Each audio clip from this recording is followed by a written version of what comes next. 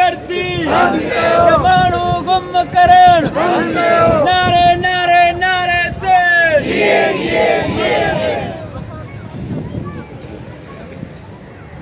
वायरो जी सिंधु देश जी साईं जीएम सैयद मुझे भेनरूं साफ़ी वायरो ॿिया सियासी अगवान दोस्तों अज असां हिते पंहिंजी धरती ते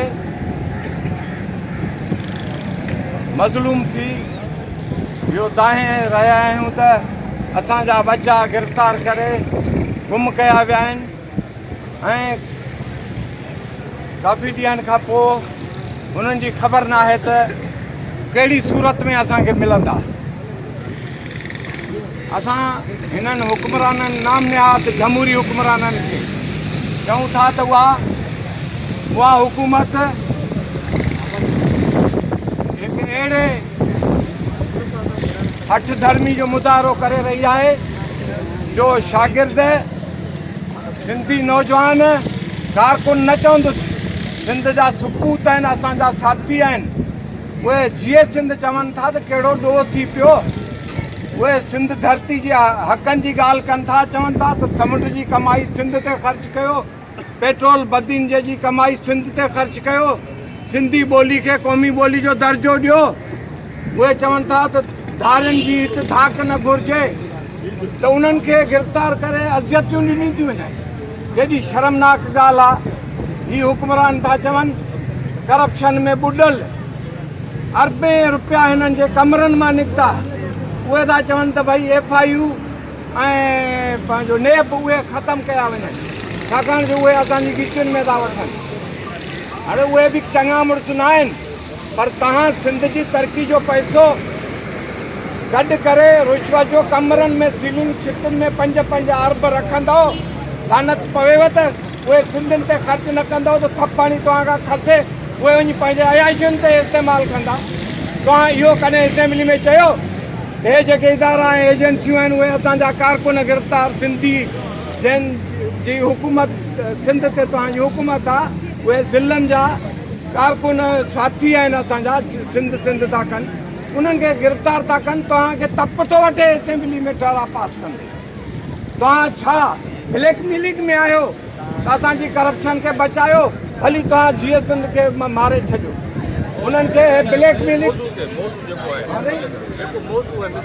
त उन्हनि जी ॻाल्हि नथा कनि।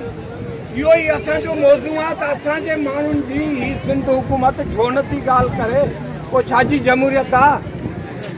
जमहूरियत जो ढंढोरो पिटियो थो वञे त जमहूरियत आहे इज़हार जी आज़ादी हर कंहिंखे इज़हार जी आज़ादी त न थी। हीअ त हिकिड़ी मार्शल आहे हीअ त हिकिड़ी अमृत आहे।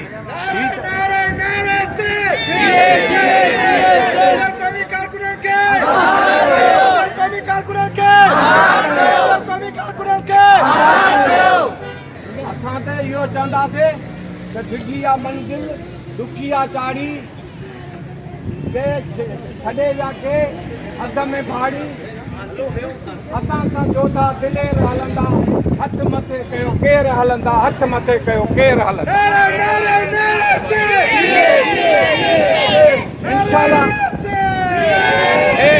ॾुखिया ॾींहं थोरा अथव हिन इंशाअल्लाह यकीन आहे असांखे पंहिंजी स्ट्रगल ते।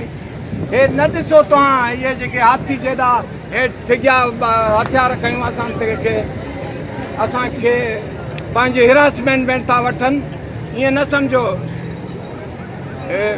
अटल हे आदमी तूं दिलि शिकस्तो न थी अटल आदमी है तूं दिलि शिकस्तो न थी मुंहुं फेरे त ॾिस शींहं बकरी अथई मुंहुं फेरे त ॾिस नांग नोड़ी अथई मुंहुं फेरे त ॾिस मुंहुं फेरे त ॾिस बाहि पाणी अथई।